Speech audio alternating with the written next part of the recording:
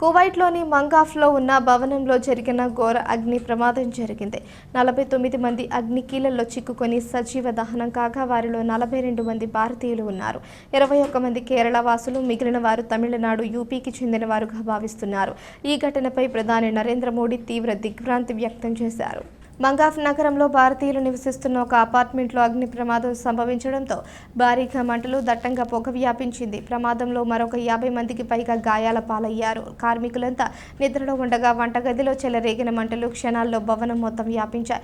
దీంతో ప్రాణ నష్టం ఎక్కువగా జరిగింది. ప్రమాద ఘటనపై ప్రధాని నరేంద్ర మోడీ తీవ్ర దిగ్భ్రాంతి వ్యక్తం చేశారు.